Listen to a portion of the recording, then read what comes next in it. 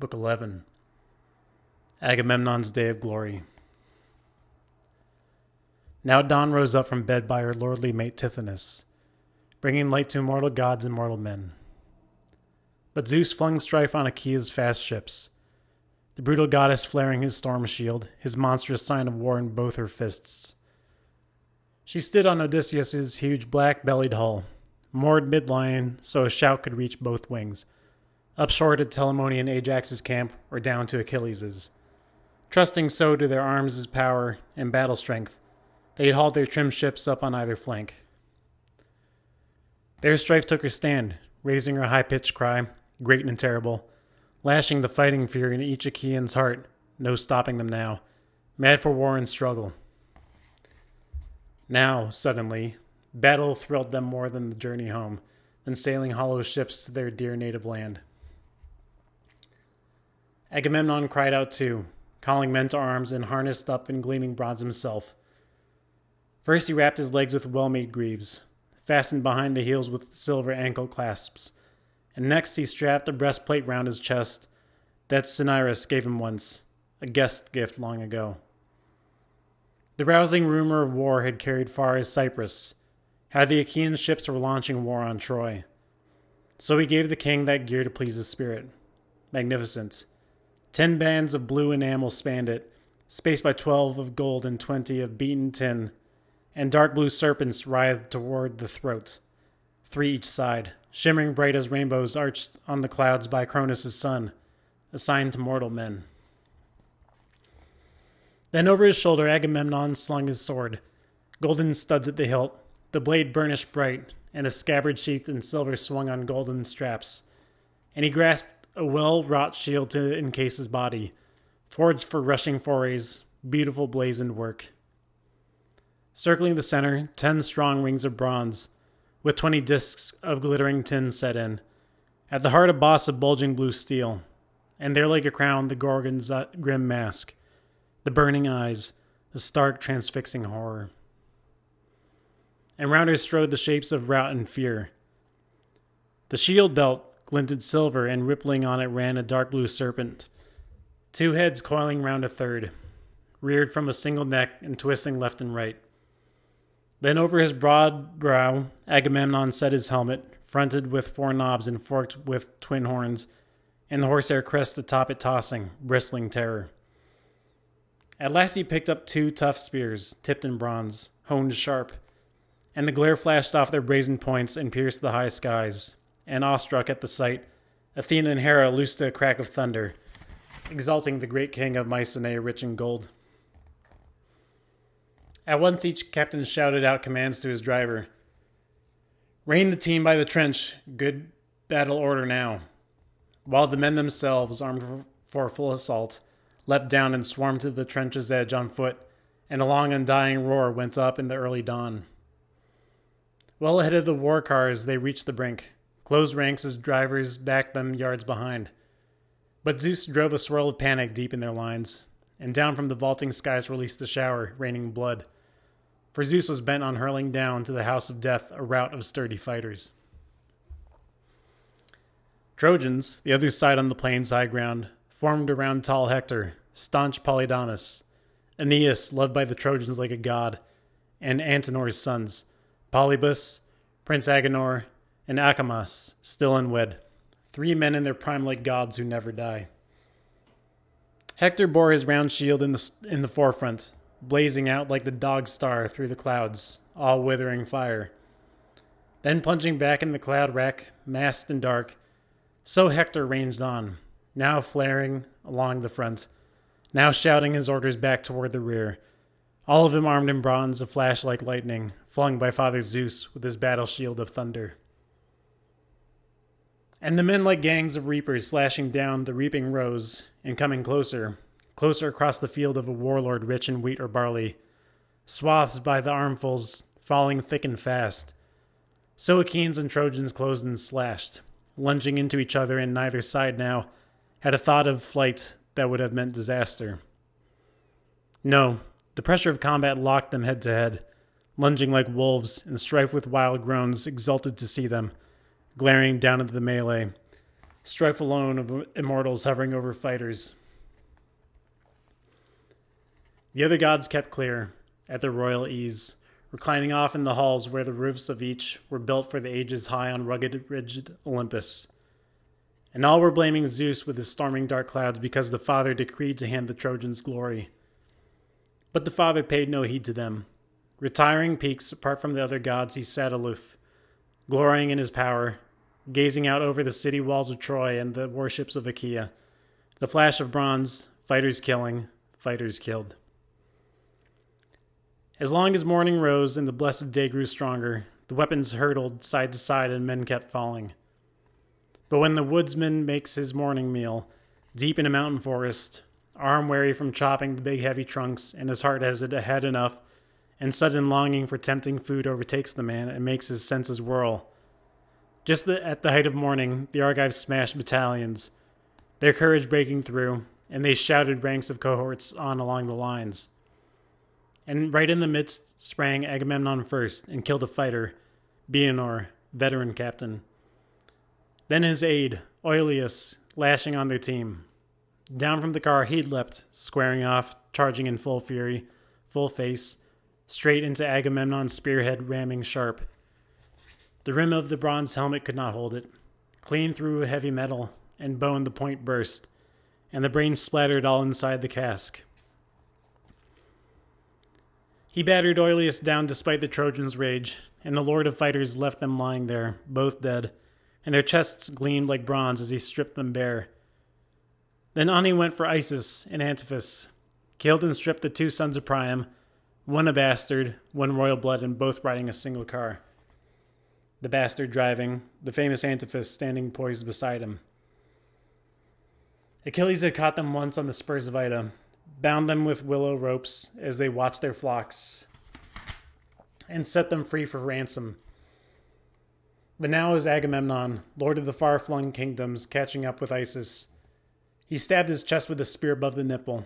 Antiphus he hacked with a sword across the ear, and hurled him from his chariot, rushing fast to rip the splendid armor off their bodies. He knew them both. He'd seen them once by the ships, when the swift Achilles dragged them in from Ida. Think how a lion, mauling the soft, weak young of a running deer, clamped in his massive jaws, cracks their backbones with a snap. He stormed in, invading the lair to tear their tender hearts out. And the mother doe, even if she's close by, what can she do to save her fawns?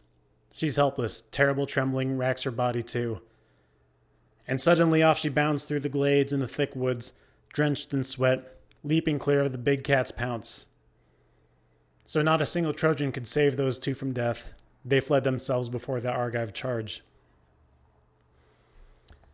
But next, Agamemnon killed Pisander, and combat hard Hippolochus, two sons of Antimachus, that cunning politic man, whom Paris bribed with gold and sumptuous gifts. So he was the first to fight the return of Helen to red-haired Menelaus. Now powerful Agamemnon caught his two sons riding the same chariot, both struggling to curb their high-strung team. The reins slipped their grasp, both horses panicked as Agamemnon ramped up in their faces like a lion. Both fighters shouting from the chariot pleading, "Take us alive, Atrides. Take a ransom worth our lives. Vast treasures are piled up in Antimachus' house. Bronze and gold and plenty of well-wrought iron. Father would give you anything, gladly. Priceless ransom if only he learns we're still alive in Argive ships." So they cried to the king, cries for mercy, but only heard a merciless voice in answer. Cunning Antimachus, so you're that man's sons. Once in the Trojan council he ordered Menelaus, there on an embassy joined by King Odysseus, murdered right on the spot, no safe conduct back to the land of Argos. You're his sons? Now pay for your father's outrage, blood for blood. And he pitched Pisander off the chariot onto earth and plunged a spear in his chest. The man crashed on his back as Hippolochus leapt away, but him he killed on the ground, slashing off his arms with a sword, lopping off his head, and he sent him rolling through the carnage like a log. He left them there for dead, and just at the point where the most battalions scattered, Agamemnon charged. The rest of his troops in armor quick behind him now. Infantry killing infantry, fleeing headlong, hard-pressed. Drivers killing drivers. Under the onrush, dust and whirlwinds, driven up from the plain. Hoofs of stallions rumbling thunder, bronze flashing, immense slaughter, and always King Agamemnon whirling to kill, crying his Argives on, breakneck on. Like devouring fire, roaring down onto dry dead timber, squalls hurling it on, careening left and right, and brush ripped up by the roots goes tumbling under, crushed by the blasting fire rampaging on. So under Achilles' onslaught, Trojans dropped in flight. Stampedes of massive stallions dragged their empty chariots, clattering down the passageways of battle, stallions yearning to feel their masters' hands at the reins. But there they lay, sprawled across the field, craved far more by the vultures than by wives. But Zeus drew Hector out of range of the weapons, out of the dust storm, out of the mountain kills. The blood and rout of war as Atrides followed hard, shouting his Argives on, furious, never stopping. The Trojans streaked in flight past Ilus' barrow, agent son of Dardanus, past the midfield mark of the plain, and past the wild Fagles struggling to reach Troy, and always in hot pursuit and shrieking. Agamemnon splattered with gore, his hands, invincible hands. But once they reached the Seeing Gates and the great oak, there the two sides halted, waiting each other's charge. Yet stragglers still stampeded down the plain, like cattle driven wild by a lion lunging in pitch darkness down on the whole herd. But to one alone a sudden death comes flashing. First he snaps its neck, clamped in his huge jaws, then down in gulps he bolts its blood and guts.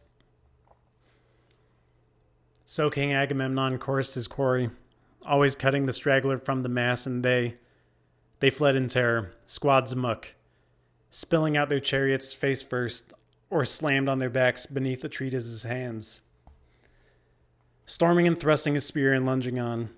But just as he was about to reach the steep city, up under the walls, the father of men and gods, descending out of the heavens, took his throne on the high ridge of Ida with all her springs. Holding fast in his grip a lightning bolt, he drove Iris down in a rush of golden wings to bear his message. Away with you now, Iris, quick as the wind, and speed this word to Hector. So long as he sees Lord Marshal Agamemnon storming among his champions, mowing columns down in blood, Hector must hold back, command the rest of his men to fight the enemy, stand their headlong charge. But soon as a spear or bow shot wounds the king, and Atrides mounts his chariot once again, then I will hand Hector the power to kill, and kill till he cuts his way to the bent ships, and the sun sinks, and the blessed darkness sweeps across the earth. So he commanded. When quick Iris obeyed at once, and down from Ida's peaks she dove to sacred Troy, found the son of wise King Priam, shining Hector standing amidst his teams and bolted cars, and swift as a breeze beside him Iris called. Hector, son of Priam, mastermind like Zeus, the father has sped me down to tell you this. So long as you see Lord Marshal Agamemnon storming among the champions, mowing columns down in blood, you must hold back, command the rest of your men to fight the enemy, stand their headlong charge. But soon as a spear or bow shot wounds the king, and Atrides mounts his chariot once again, then Zeus will hand you the power to kill, and kill till you cut your way to the bent ships, and the sun sinks, and the blessed darkness sweeps across the earth. And Iris, racing the wind, went veering off.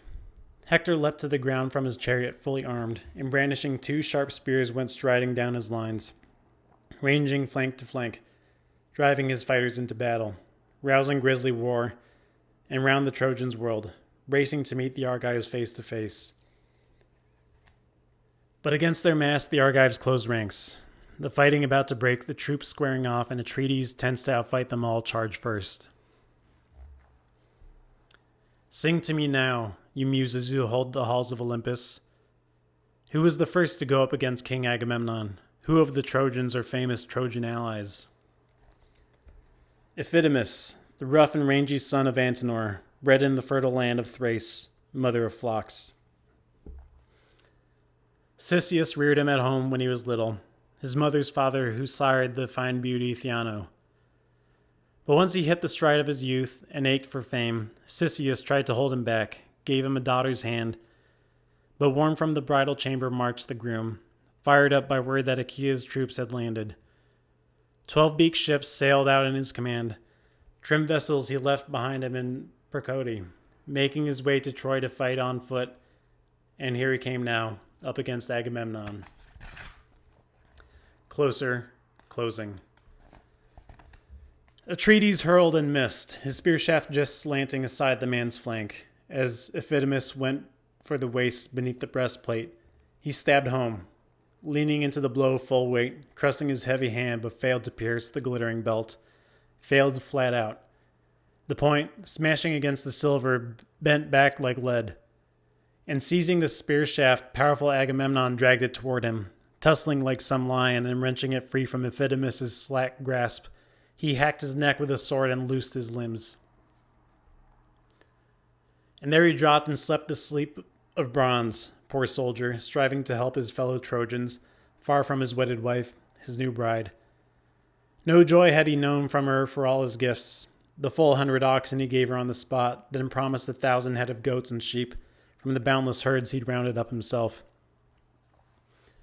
Now the son of Atrides stripped him, robbed his corpse, and strode back to his waiting Argive armies, hoisting the gleaming gear.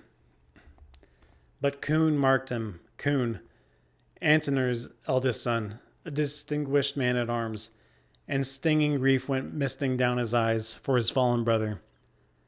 In and from the blind side he came. Agamemnon never saw him. Tense with a spear and slashed him under the elbow, down the forearm, a glint of metal. The point ripped through his flesh, and the lord of fighting men Atrides shuddered.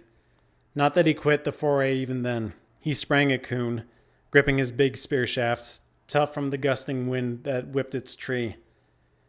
Coon was just dragging his brother foot first, wild now to retrieve his own father's son, calling for help from all the bravest men.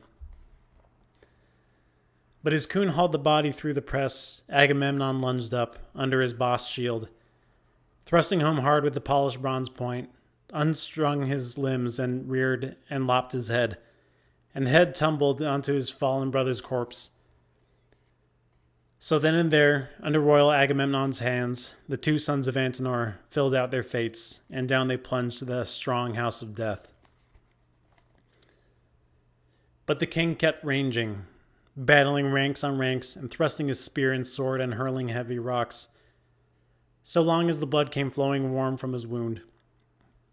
But soon as the gash dried and firm clots formed, sharp pain came bursting in on Atrides' strength. Spear sharp as the labor pangs that pierce a woman, agonies brought on by the harsh birthing spirits, Hera's daughters who hold the stabbing power of birth, so sharp the throes that burst on Atrides' strength. And back he sprang in the car and told his driver to make for the hollow ships, racked with pain, but he loosed a shrill cry to all his men. Friends, lords of the Argives, O my captains, your turn now. Keep on shielding our fast ships from this latest mass attack. Zeus, who rules the world, forbids me to battle Trojans all day long.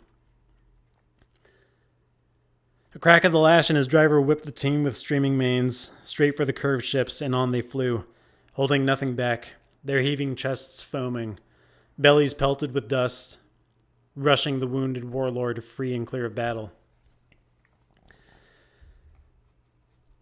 There, Hector's signal. Seeing Atrides hurt and speeding off the lines, he gave a ringing shout to his troops and allies.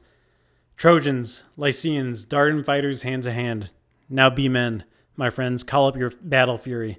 Their best man cuts and runs. Zeus is handing me glory, awesome glory. Drive your horses right at these mighty Argives. Seize the higher triumph. Seize it now. Hector, whipping the fight and firing each man like a huntsman, crying on his hounds, their white fangs flashing, harrying savage game, some wild boar or lion. So at Achaea's ranks he drove his fearless Trojans, Hector, son of Priam, a match for murderous Ares. The prince himself went wading into the front lines, his hopes soaring, and down he hurled on the fray like a sudden killer squall that blasts down on the dark blue sea to whip and chop its crests. Who was the first he slaughtered? Who the last? Hector the son of Priam, now Zeus gave him glory.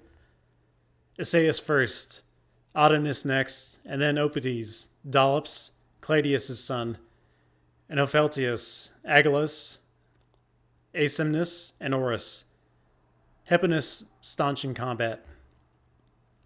These were their Argive captains Hector killed, then went for the main mass, like the west wind battering soft, shining clouds, like the south wind wafts along, and deep, explosive blasts.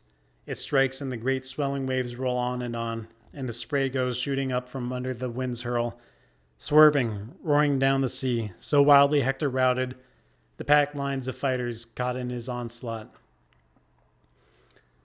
Now there would have been havoc, irreversible chaos, fleeing bands of Achaeans flung back on their ships, if Odysseus had not shouted out to Diomedes, "What's wrong with us? Forgetting our battle fury? Come here, old friend, stand by me. What humiliation, if Hector with that flashing helmet takes our ships." Powerful Diomedes took his challenge quickly.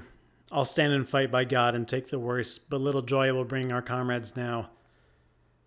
Zeus, the king of clouds, has pitched on victory for the Trojans, not for us." But all the same, he hurled Thymbraeus down to ground from his car. Diomedes speared his left breast as Odysseus killed the warlord's aide in arms, Molion, tall as a god, and left them there for dead, their fighting finished. Then both went thrashing into the lines to make a slaughter as two wild boars bristling, ramping back for the kill, fling themselves on the yelping packs that hunt them. Back they whirled on attack and laid the Trojans low, while Achaeans just in flight from Hector's onset leapt at the chance to gather second wind. At once they took two lords of the realm and seized their car, the two good sons of Merops, out of Percady harbor, Merops adept beyond all men in the mantic arts. He refused to let his two boys march to war, this man-killing war, but the young ones fought him all the way. The forces of Black Death drove them on, and Diomedes, a marvel with a spear, destroyed them both, stripped them of life breath, and tore their gear away, and Odysseus killed Hippodamus, killed Hypericus. And there, gazing down from his ridge on Ida, the son of Cronus stretched the rope of battle tense and taut, as the fighters kept on killing side to side. Diomedes hurled a spear that struck Agastrophus, Paeon's warrior's son, and smashed the joint of his hip, but his team was not close by for fast escape. A big mistake, the fool. His driver held them reined off at the side, while he advanced through the front ranks on foot, plowing on till he lost his own life. But Hector quickly marked them across the lines. He charged them both full force with a savage shout, and Trojan battalions turning in his wake. Diomedes shuddered to see him coming on. The lord of the war cry called out to Odysseus, quickly, close beside him, "We're in for shipwreck. A breaker rolling down on us. Look, the massive Hector. Brace for him. Stand our ground together. Beat him back." He aimed and hurled, and his spear's long shadow flew. A clean hit, no miss. Trained at the head of Hector, his helmet ridge. But bronze glanced off bronze and never grazed firm flesh. The helmet blocked it. Triple ply with the great blank hollow eyes. A gift of Apollo. Sprinting a long way back, downfield and fast, Hector rejoined his men and, sinking down onto one knee, propped himself with a strong hand planted against the earth. And soon the world went black as night across his eyes. But soon as Tydides followed up his spear, tracking its flight far down along the front where it stuck in sand, Hector caught his breath and, boarding his car, drove for his own main force as he hurtled clear of the dark fates of death.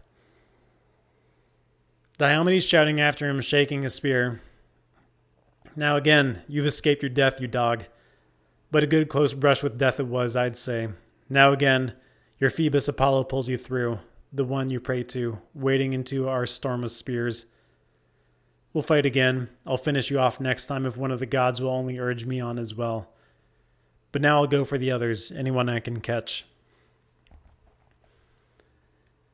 And he set to stripping his kill, Paeon's spearman's son. But at once Paris, the lord of fair-haired Helen, drew his bow at the rugged captain Diomedes. The archer, leaning firmly against a pillar, raised on the man-made tomb of Dardan's son, Ilus, an old lord of the realm in ancient days. As Diomedes was stripping a strong Agastrophus bare, tearing the burnished breastplate off his victim's chest, the shield from his shoulders and heavy crested helmet, Paris, clenching the grip and drawing back his bow, shot. No wasted shot, it whizzed from his hand and punched the flat top of Tydides' right foot. The shaft dug through and stuck fast in the ground. And loosing a heady laugh of triumph, Paris leapt from his hiding place and shouted out in glory, "Now you're hit, no wasted shot, my winging arrow. But would to God I'd hit you deep in the guts and ripped your life away. Then my Trojans could catch their breath again, reprieve from death. They cringed at you like bleating goats before some lion." But never flinching, staunch Diomedes countered. "So brave with your bow and arrows, big bravado, glistening lovelocks, roving eye for girls. Come, try me in combat, weapons hand to hand. Bow and splattering shafts will never help you then. You scratch my foot and you're vaunting all the same, but who cares? A woman or idiot boy could wound me so. The shaft of a good-for-nothing coward's got no point, but mine's got heft and edge. Let it graze a man, my weapon works in a flash and drops him dead. And his good wife will tear her cheeks in grief. His sons are orphans, and he, soaking the soil red with his own blood, he rots away himself. More birds than women flocking round his body." So he yelled, and the famous spearman Odysseus rushed in close and reared up to shield him. Slipping behind, Tydides dropped to a knee and yanked the winged arrow from his foot as the raw pain went stabbing through his flesh. Back Diomedes jumped on his car and told his driver to make for the hollow ships, Tydides racked with pain. Then left the famous spearman Odysseus on his own, not a single Argive comrade standing by his side, since panic seized them all. Unnerved himself, Odysseus probed his own great fighting heart. "Oh dear God, what becomes of Odysseus now? A disgraceful thing if I should break and run, fearing their main force, but it's far worse if I'm taken all alone. Look, Zeus just drove the rest of my comrades off in panic flight. But why debate, my friend? Why thrash things out? Cowards, I know, would quit the fighting now, but the man who wants to make his mark in war must stand his ground and brace for all he's worth, suffer his wounds or wound his man to death."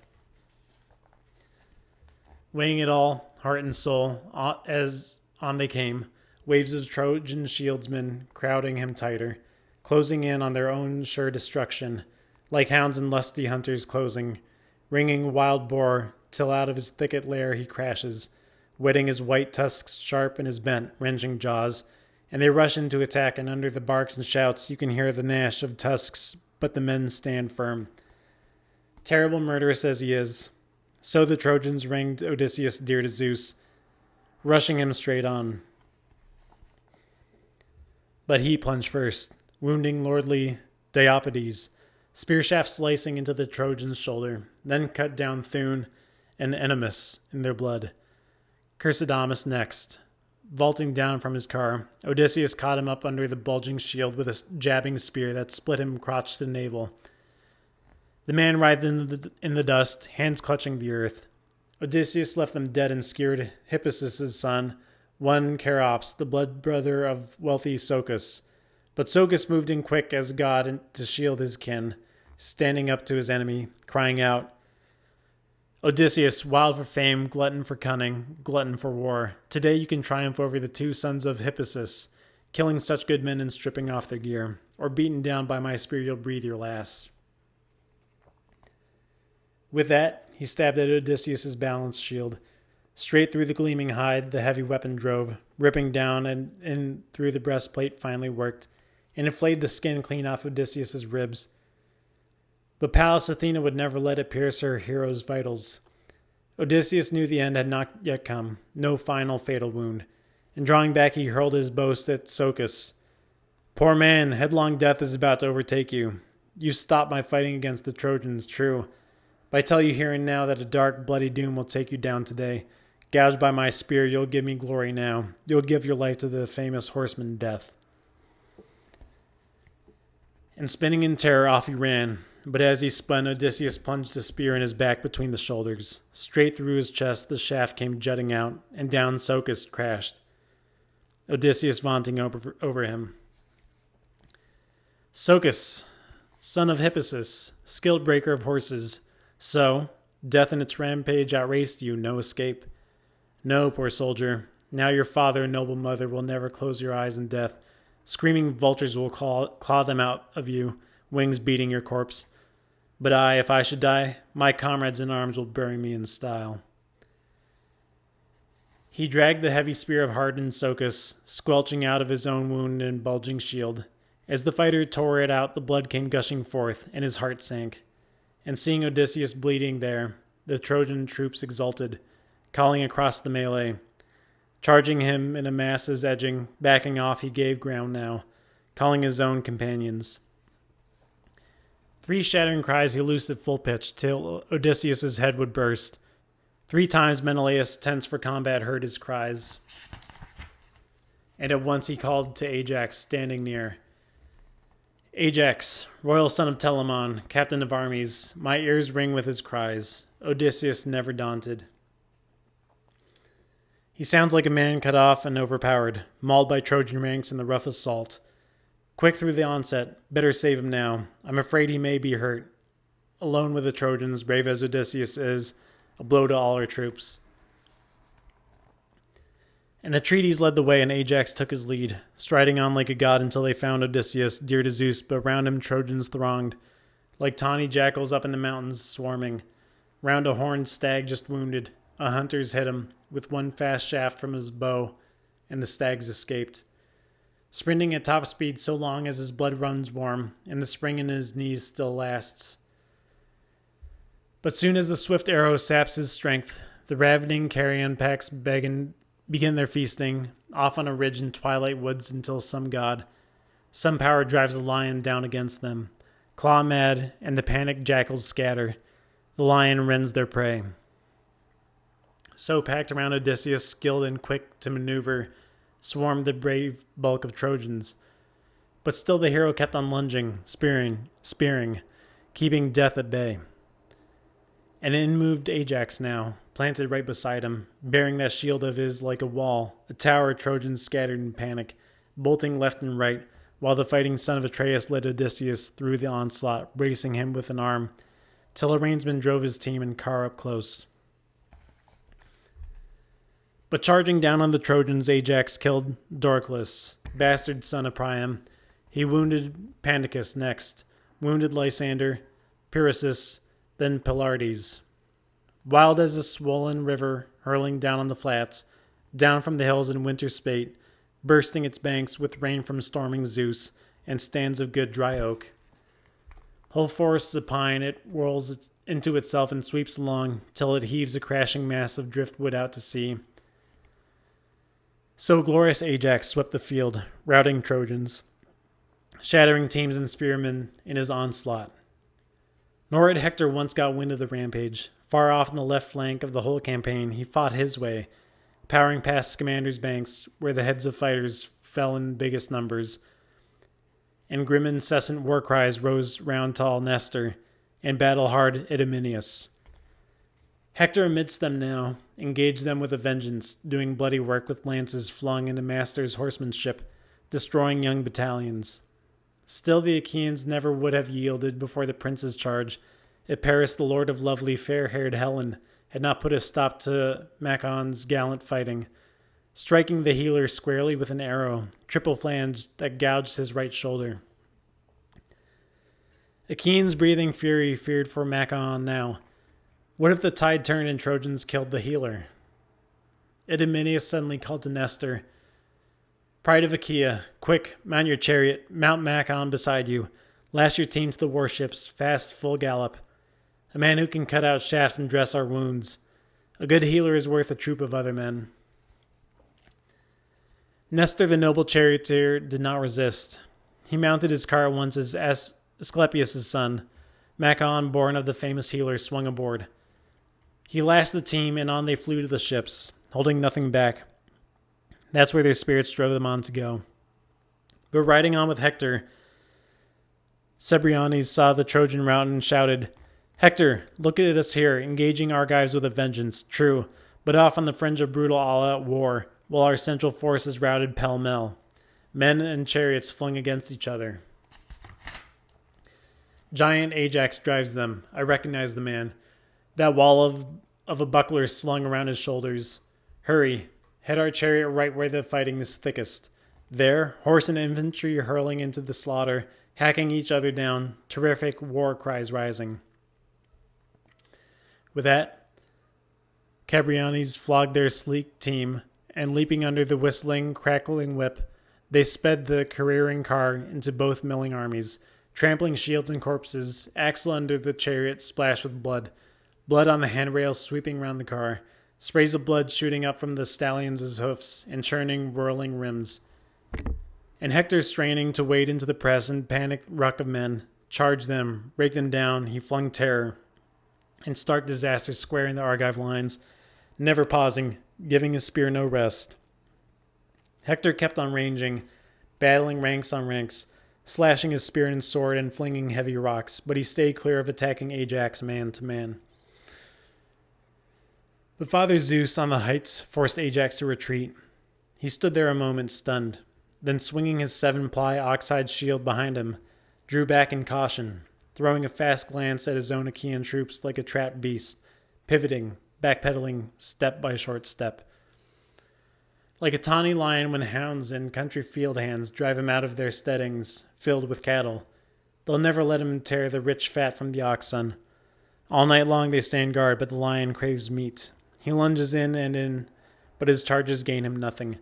Thick and fast from their hardy arms the javelins rain down in his face, and waves of blazing torches.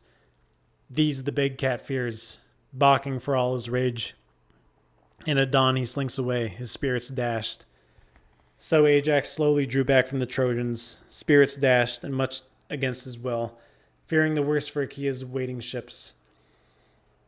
Like a stubborn ass, some boys lead down a road. Stick after stick they've cracked across his back, but he's too much for them now. He rambles into a field to ravage standing crops.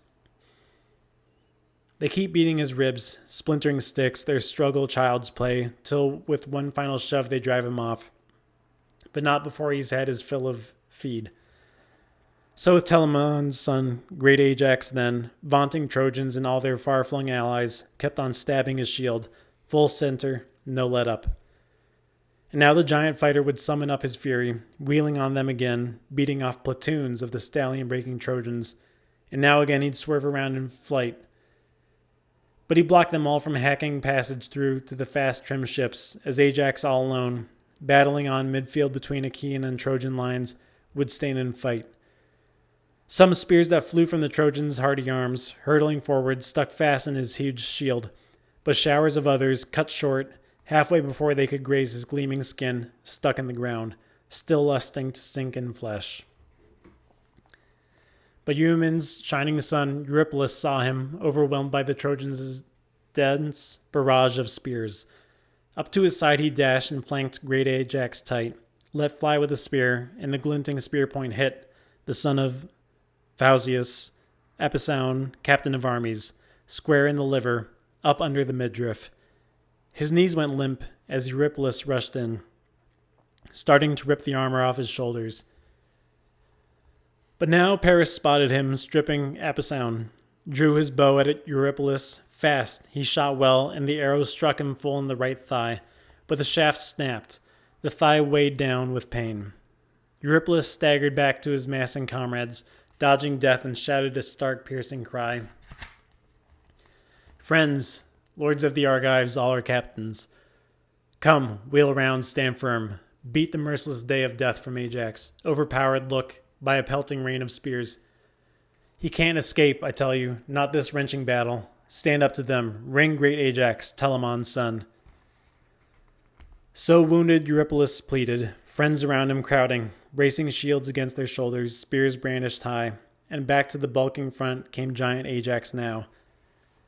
The fighter turned on his heels and took his stand, once he reached that wedge of Argive comrades. So on they fought like a mass of swirling fire, as Neleus's foaming mares bore Nestor clear of battle, and bore Macon, the expert healer, too. But now the brilliant runner Achilles watched and marked him. There he stood on the stern of his looming hollow hull, looking out over the uphill work and heartsick rout of war. He called at once to his friend in arms, Patroclus, shouting down from the decks. Hearing Achilles, forth he came from his shelter, striding up like the deathless god of war, but from that moment on his doom was sealed. The brave son of Menoetius spoke out first. Why do you call, Achilles? Do you need me? And the swift runner Achilles answered quickly.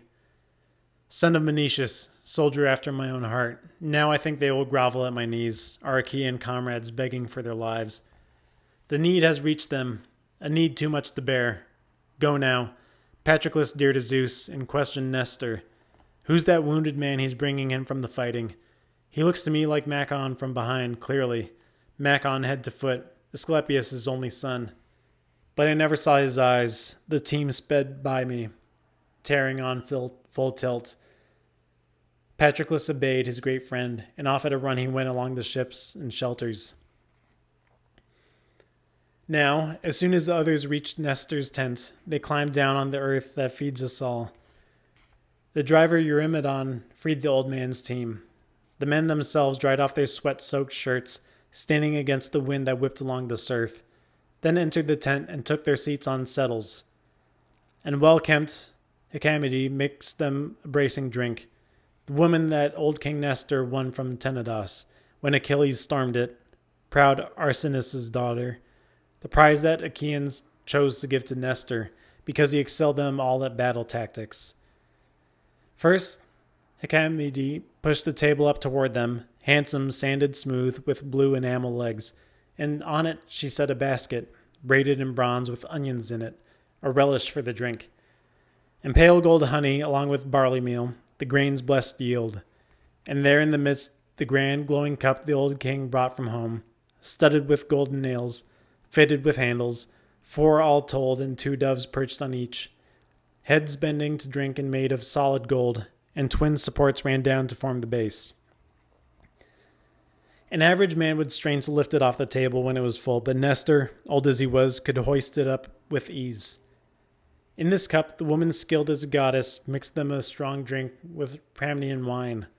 Over it, shredded goat cheese with a bronze grater, and scattered barley into it, glistening pure white. Then invited them to drink when she had mulled it all. Now as the 2 men drank their parching thirst away, he had just begun to please themselves with talk. Confiding back and forth, there stood Patroclus, tall at the threshold, vivid as a god.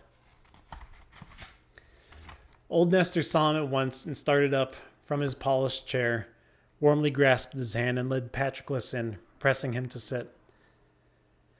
But standing off to the side his guest declined.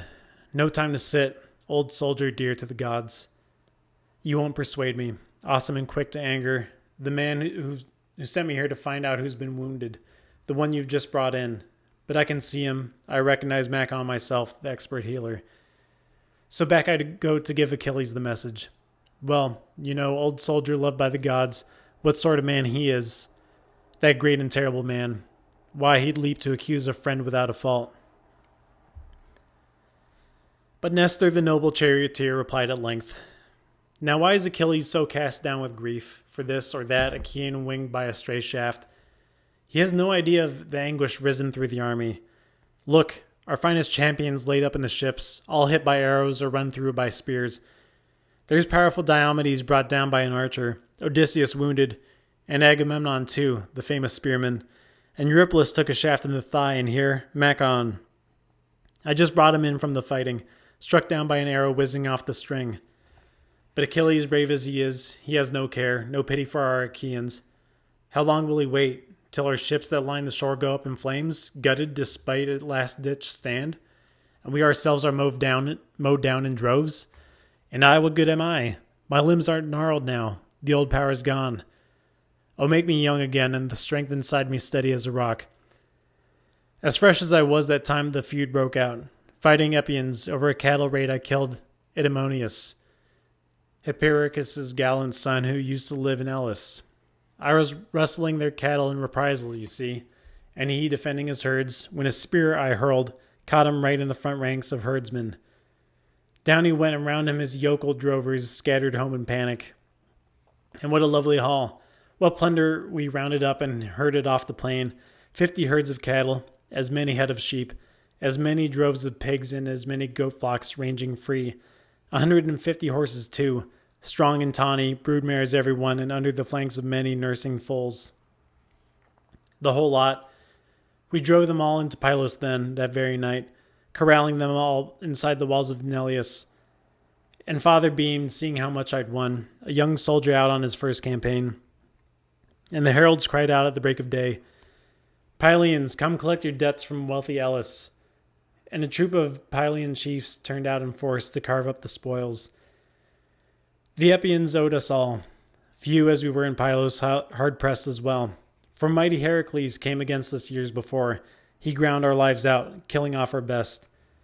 12 sons we were of the noble old Neleus, and I alone was left. The rest of my brothers perished in that rout. Riding high on our loss, the Epeans rose in arms, lording over us, harassing us with outrage after outrage. So now, out of Epean spoils, the old king chose a herd of cattle and a handsome flock of sheep. 300 head he picked, the herdsmen too. For wealthy Elis owed my father a heavy debt. 4 prize-winning thoroughbreds, chariot and all.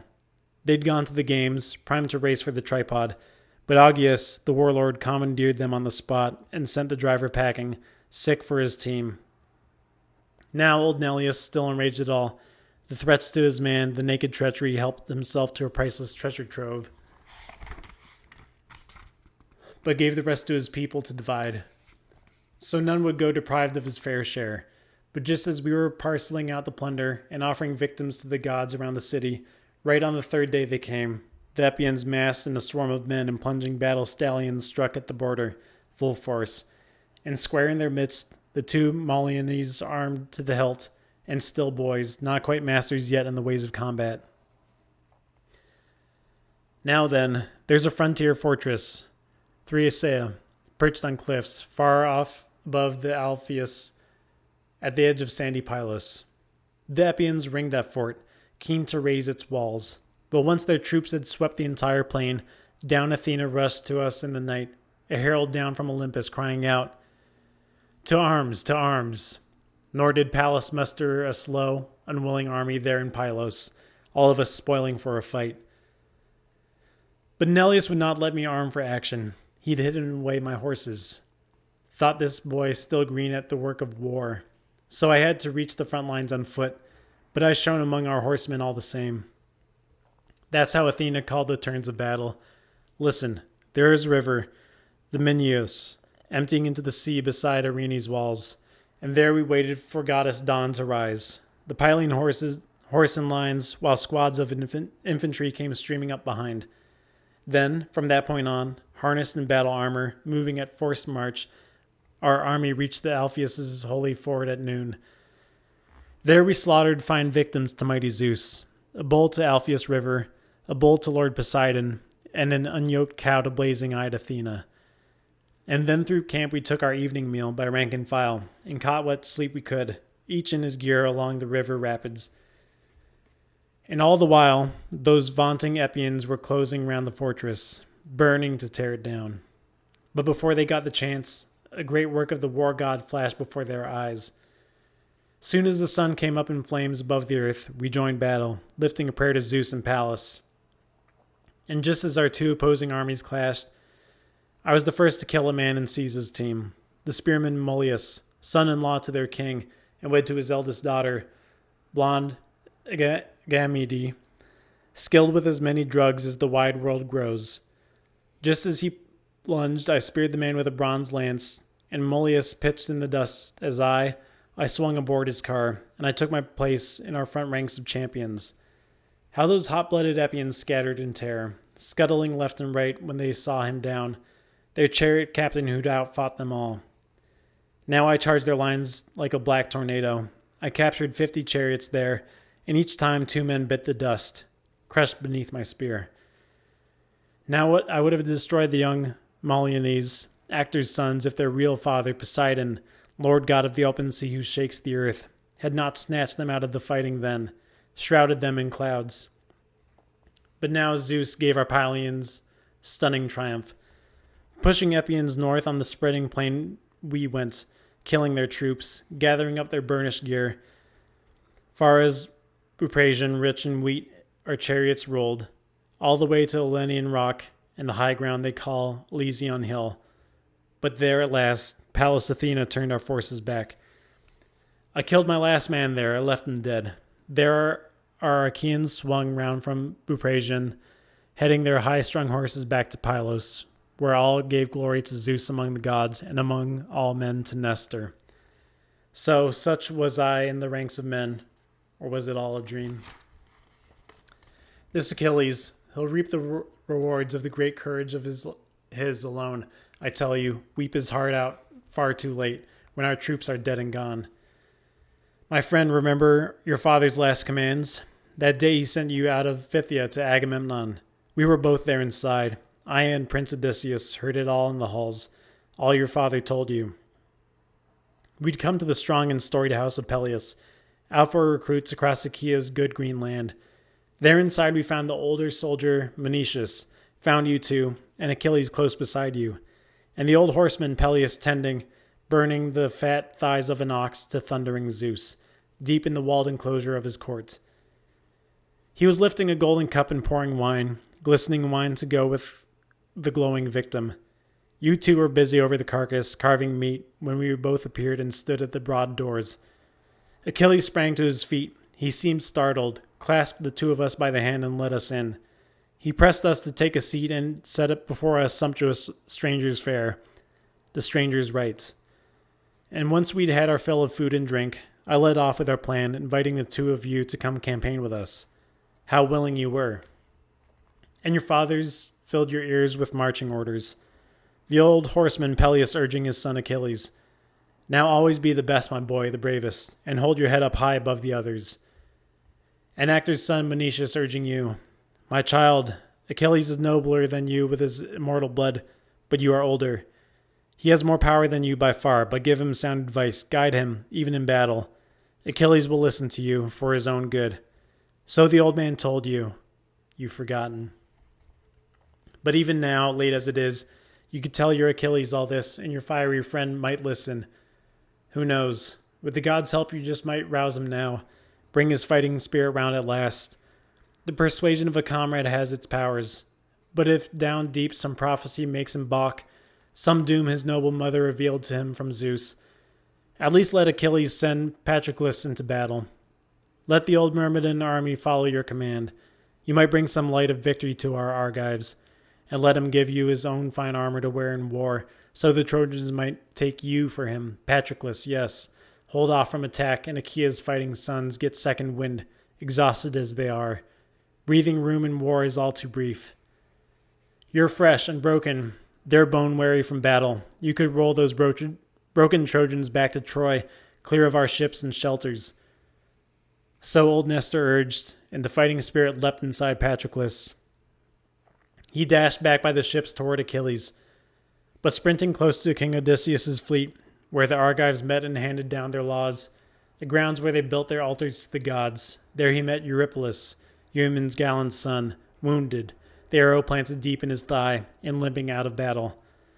The sweat was streaming down his face, and back and the dark blood still flowed from his ugly wound, but the man's will was firm. He never broke his stride. And moved at this sight, the good soldier Patroclus burst out in grief with a flight of winging words. Poor men, lords of the Argives, O my captains, how doomed you are, look, far from your loved ones in native land, to glut with your shining fat the wild dogs of battle here in Troy. But come, tell me, Eurypylus, royal fighter, can the Achaeans somehow still hold monstrous Hector, or must they all die now, beaten down by his spear? Struggling with his wound, Eurypylus answered, No hope, Patroclus, prince, no bulwark left. They'll all be hurled back to the black ships. All of them, all our best in the old campaigns, are laid up in the hulls. They're hit by arrows, pierced by spears, brought down by Trojan hands, while the Trojans' power keeps on rising. Save me at last. Take me back to my black ship, cut the shaft from my thigh, and the dark blood wash it out of the wound with clear warm water, and spread the soothing, healing salves across it, the powerful drugs they say you learned from Achilles, and Chiron, the most humane of centaurs, taught your friend. And as for our own healers, Podalirius and Macon, one is back in the shelters, wounded, I think. Macon needs a good, strong healer himself. He's racked with pain. The other is still afield, standing up to the Trojans' slashing onslaught. The brave son of Menetius answered quickly, "Impossible, Eurypylus, hero. What shall we do? I am on my way with a message for Achilles, our great man of war, the plan that Nestor, Achaea's watch and ward, urged me to report. But I won't neglect you even so with such a wound." Embracing the captain, arm around his waist, he helped him toward his shelter. An aide saw them and put some ox hides down.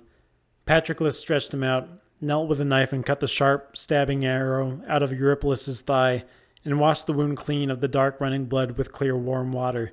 Pounding it in his palms, he crushed a bitter root and covered over the gash to kill his comrade's pain, a cure that fought off every kind of pain, and the wound dried and the flowing blood stopped.